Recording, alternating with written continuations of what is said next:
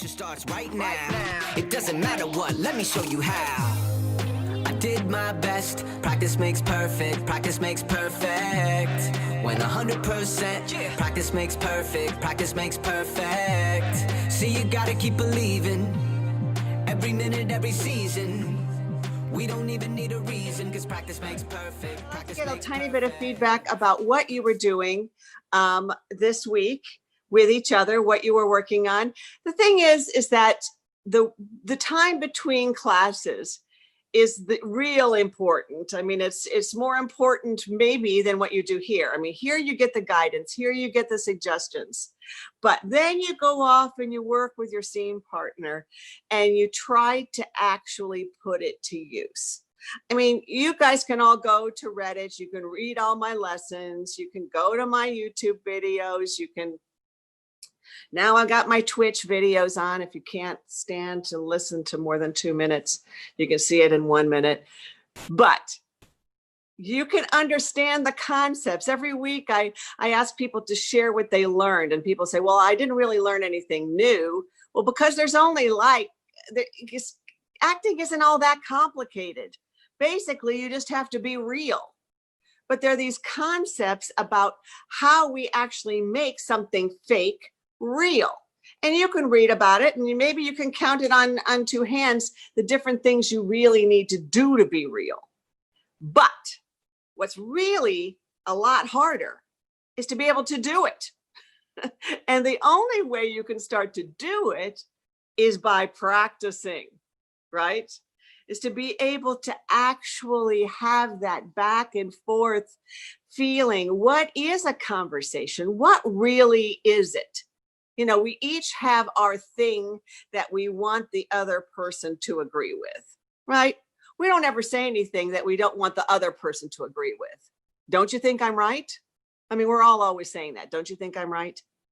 Well, I think this. Don't you think that?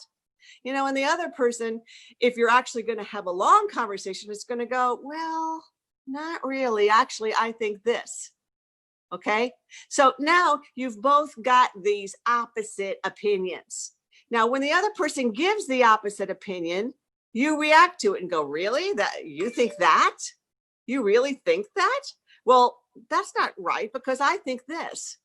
Okay, so then you go back and forth with each other, reacting and convincing. You're either doing one or the other, aren't you? You're either reacting to the fact that they don't agree with you, or you're trying to change their mind. One of those 2 things. And it's back and forth, back and forth. So that's what you're supposed to be working on, okay? That you have this constant tennis game going on of reacting, formulating what you're going to say, and then using your words to change the other person. Okay, keeping those thoughts rolling all the time so that you never stop. Were you guys doing that this week? Anybody experienced that this week at all? I went to a cafe and I tried to feel that emotion. So I put myself in a situation, a place. So that's what I did. So. Well, good. But, you know, it's not as much. I mean, certainly our environment really affects who we are. I mean, we're different in our kitchen than we are in our bedroom. You know, that gives it's a different energy. But the primary focus is the other person. It's always the other person, right? So it's getting together with that person, developing that relationship, those feelings, the concern, the wanting to change the other person, and reacting to what you're seeing right in front of you. Okay. Now, when you're doing a monologue, you can do it by yourself because you have to imagine it. You have to imagine what you're seeing, what you're feeling in the relationship and responding and all that kind of stuff. But when you're working with another actor, you really need to be there and let them trigger you, right?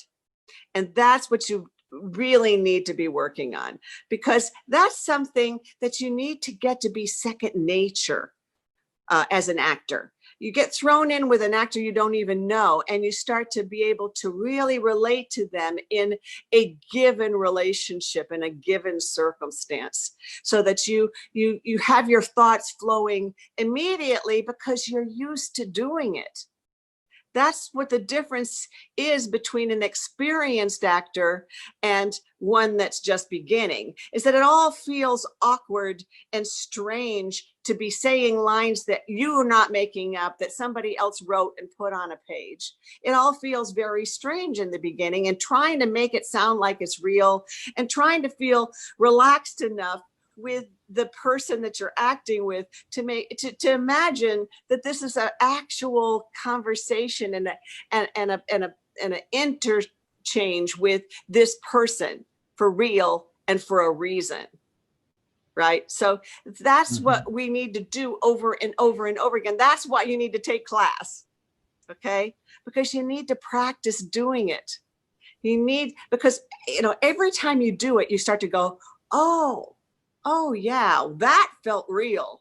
That part right over there didn't feel so real. But this part, wow, we were really, having that thing, right? Yeah. So the more you do it, the easier it gets. I found that in the real working world, now that I'm trying to do the independent films, I can't get anybody to contact to do this with me that we're talking about, because I want to get who they are as a character before I get on the film and make a fool out of myself. Yeah.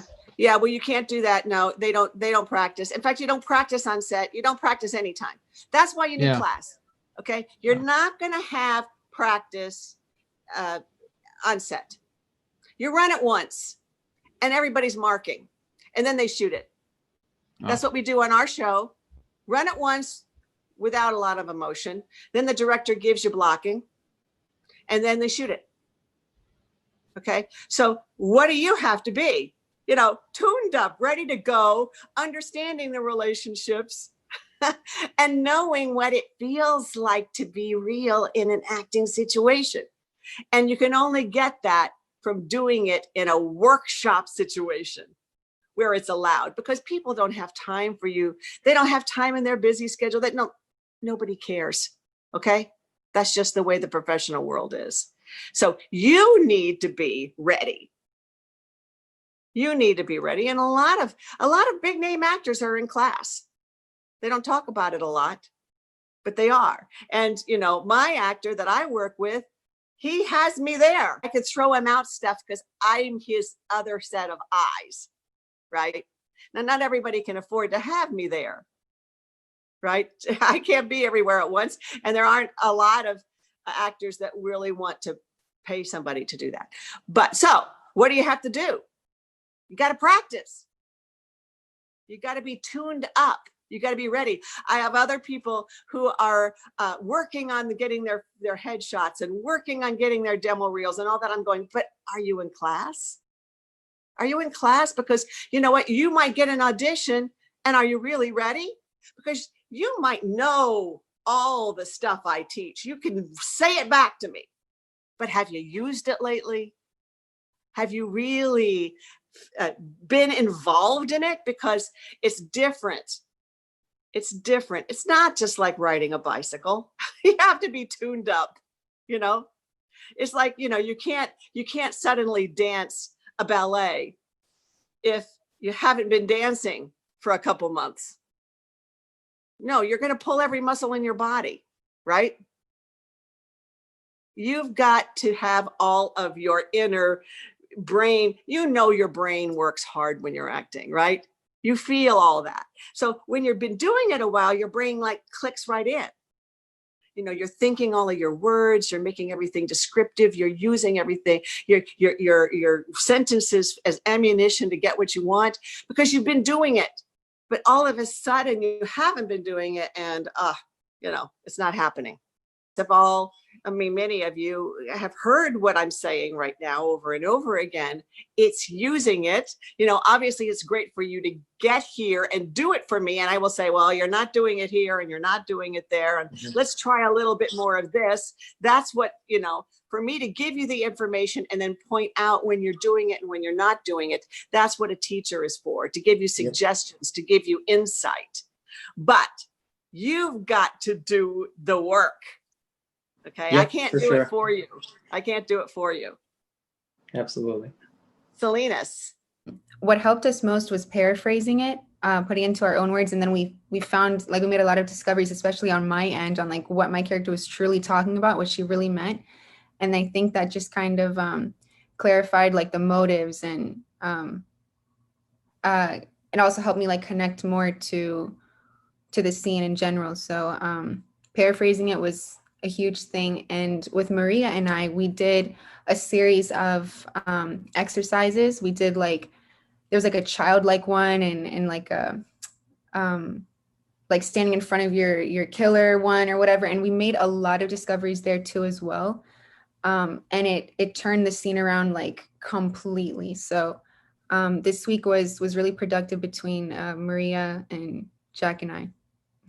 Excellent. Excellent. They're very different scenes, you know. They are. Yeah. So that's really a great experience for you as an actress to be able to work on two different scenes and really dig in there. Your notes really helped. And that's also what Jack and I worked on too, like applying your notes to it. Good. It's a good idea before you get together with your scene partner to go back and watch, because, you know, Jonathan does usually send those out. Go back and watch just your part of the class. You know, you have to watch the full 3 hours, but to watch and take notes about my notes and say, okay, remember Winnie said this to us and this to us and this to us, because it's a shame to waste what you've just learned, because it's easy to forget what I've said.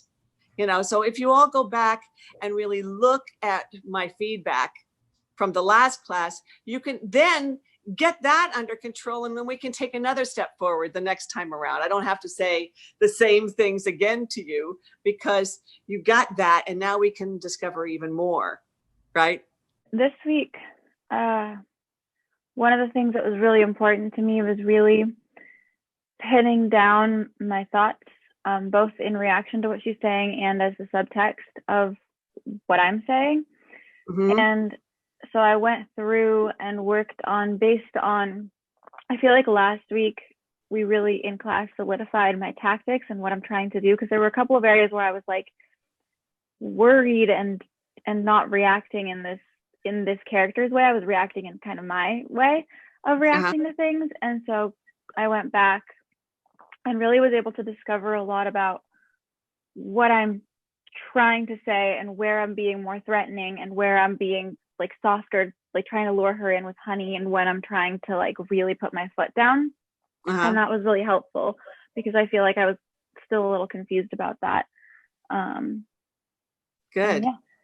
Good. Excellent. We work on our thoughts and our subtext more. And then it got to a point that we were rehearsing, and sometimes we get tired, and sometimes we work on our monologues instead. Good. Yeah. Just repeating and doing a scene over and over and over again is not always the most positive thing to do. What you need to do is be doing it and really paying attention to making all those things happen that I was just talking about how am I reacting to this? You know, how am I trying to say my point of view now? Now, how am I going to counteract your objection to what I've just said? And now you've just said no, and then I say, well, yes. Okay. There's always that back and forth. And if that's not happening, if you're just saying the line and not responding with the line and saying, well, that's not true, this is true. Right? Well, yes. I'm not wrong, you're wrong. Okay. That's what you need to make sure you're doing on every line, right? Yes. Oh, I didn't think that. I thought this, right? So you're either clarifying, or you're trying to change their mind, or you're trying to put them down. There's always something that you're doing, right? And you need to make sure you're not just saying the line. Yes. And repeating the scene over and over and over again kind of leads to that, doesn't it? Yes. It sometimes leads to that, for it just be happening automatically, and let's do it again and one more time, you know. And that's very, very dangerous, because you can't get in the habit of doing that. On set, you will do it over and over and over again. And you need to learn how to reset and let it be the first time you've ever done it. Every single time they say cut, and then they're getting ready to say action, you reset. And you forget all the other times you've ever done it, and you start fresh, and you let that other person trigger you, and you let those feelings happen in the moment. Right? Yes. Good. So be careful about just repeating, Yeah. pay attention, and you can help each other with, I didn't feel like you really reacted to my line just then. Right? Yes. I think you could have reacted more. I don't think, wouldn't you be more insulted, or wouldn't you be, like just to give each other feedback about it. Okay. Of course, in a kind way, that we're very supportive with each other, but to push each other to really allow each other's words to change you. Yes. Right. For me this week, working with Siobhan, I started to catch myself when I'd finish saying one of my lines and I'd be waiting for her to say hers as opposed to thinking my thoughts. So that's what I meant by stopping thinking. I'm not actually stopping thinking, because when you stop thinking, what you are is thinking your own thoughts. Exactly. It was more like yes, I remember my line. So Yeah. I was kind of like, Yeah, that's good. Okay. Okay. I think I know what I'm going to say next. I'm going to say this next. I can't wait till she finishes her line, so I can say my line. Right? Yeah. Right. That's what an unexperienced actor does. They think the other person's lines are for just getting through so that you can say yours. Right. So, and that's not what it is. In fact, the other person's lines are even more important than yours, because they are what make you say yours. Right. And once she'd start saying her words, I think we both practiced it a lot about really like having those active thoughts to respond. But in that like any like little bit of dead space of thinking space, I would think my own thoughts, which isn't good, obviously. So Right. I started catching myself doing it, which I think is, a step forward. It is a step forward. And the thing is, when somebody doesn't answer you right away, well, you've just said something that you think is terribly important. You've just said something, and then they don't answer you right away. Do you go, well, let me know when you're ready? No. You don't do that. You're Yeah. sitting there going, so aren't you going to answer? Come on. Did you understand what I said? Because it was really important. Aren't you going to tell me? Answer me. Right. Those are the kind of thoughts you're going to have if they take a long time to answer you. Yeah. Yeah. And you're saying, did you hear what I said? I said this. Come on. Right. Keep those thoughts rolling. Okay. Good. Jer. Hello. Hi, Jer. So similar to what Maria and Becca said, like we came back together last night and we were working on it again.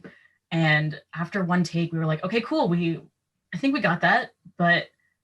Or like for myself, I was like, my words feel empty. I'm not like actually thinking anything. I'm like actually just saying the lines. Like, yeah, I have like the beginning and the after, but then like the in between is just sort of like, that's a line. That's a line that I have, and I'm saying it in a certain way, and that's just like the way it is.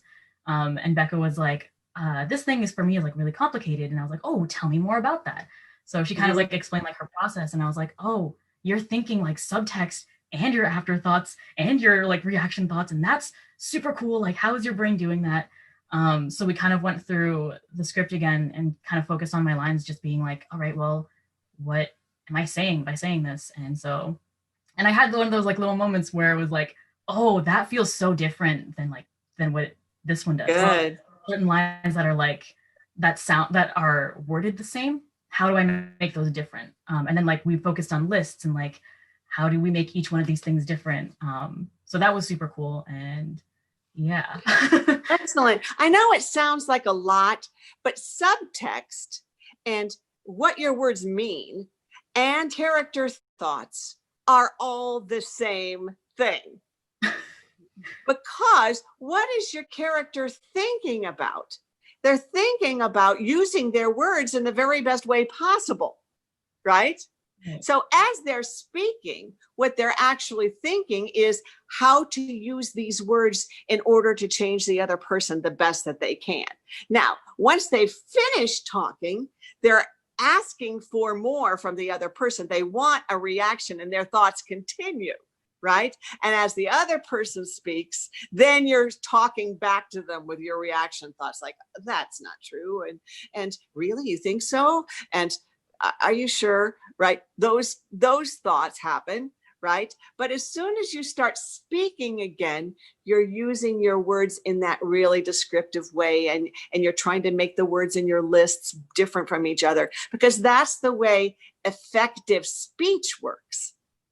When we're really trying to get someone to understand us, we're saying, oh God, it was so beautiful, but I was so scared, so the words beautiful and scared, you're going to experience them as you speak, because that's what your character is thinking about. They're trying to get the other person to feel what they felt. If they're talking about something that happened in the past or something that's going to happen in the future, whatever, they're trying to get the other person to feel those words. Does that make sense? Yes. So do you understand, like, that it's all the same thing? It's all character thoughts. They're just different types of character thoughts, right? It's not like, oh, I got to do a bunch of things at the same time. No, you only need to think your character's thoughts one after another, after another, after another, after another, and they're constantly changing in the moment, according to what the other person has said and according to what they have to say.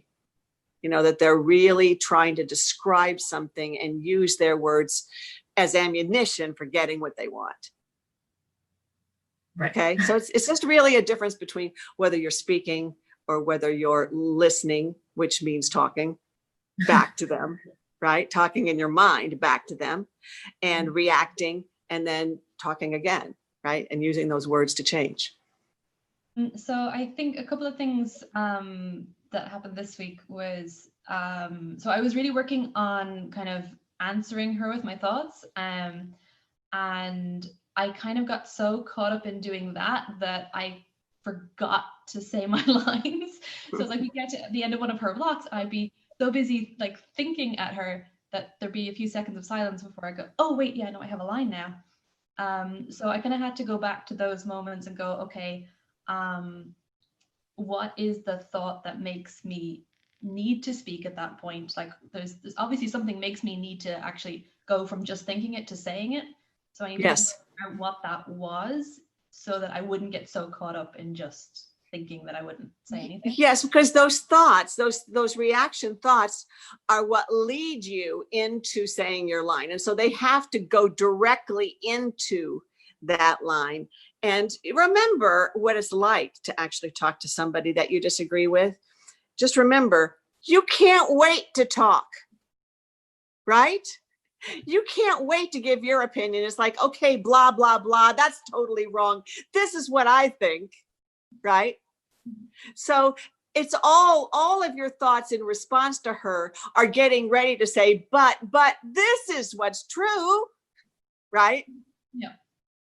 So you can't forget to talk, because it's the thing you want to do the most is to say your piece, right? To say what you have to say.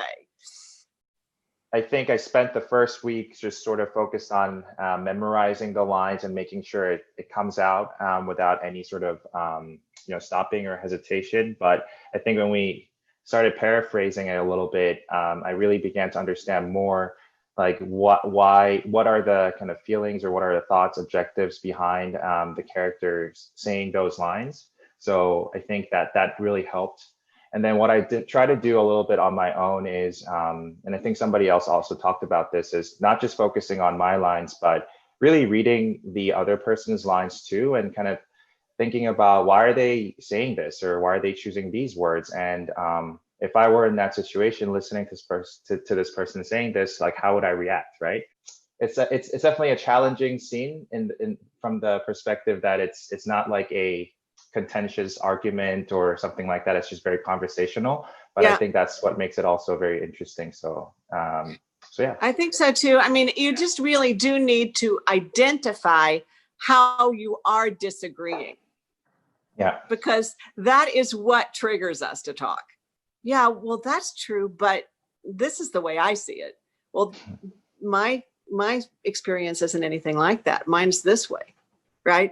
How are they triggering you as far as how you disagree, or just your differences? Our differences are what make us actually respond. Yeah. Right. And as far as the other person's lines are concerned, you know how when you have a monologue to work on the subreddit, I make you write it as a dialogue. Right. Right. Well, you should take the other person's lines and write that as a dialogue, and those lines that are in between their lines are your thoughts. Right. That's so. Asking yourself, really asking yourself, if somebody said this to me, how would it make me feel? What is my immediate reaction to it? You know, what do I want to say to that? You know, and that's what your thought is. Yeah. The thing that I would want to say back to that the minute they say it, because we hear things so much more quickly than we eventually speak in response. So we are speaking with our thoughts as they talk, you know, as soon as they say a single word, it's going to trigger something in us. Right. Yeah. And anybody who doesn't understand what they mean by paraphrasing. Paraphrasing, that was it. When you're paraphrasing, okay, that's what I call riffing on a line. You know, just take a line and just talk on it, because it's just one sentence. But you can take one sentence and go on and on and on about it, can't you? Well, what do you mean by this? Well, this is what I mean. I think that's horrible. And I think that when you really look at it, it really makes you feel this way. And that's why I think that she ought to do this and this and this, or you should do it in first person as though it's actually in the moment that you're talking. Okay, but you can discover your own feelings about that line by just paraphrasing, ad-libbing, riffing on the subject. Okay, and that really does help to make it feel more believable, because it's what you would come up with under the circumstances. And when you fall, you should get back up and say, I did my best. Practice makes perfect. Practice makes perfect. When 100%, practice makes perfect. Practice makes perfect. See, you gotta keep believing. Every minute, every season. We don't even need a reason, 'cause practice makes perfect. Practice makes perfect.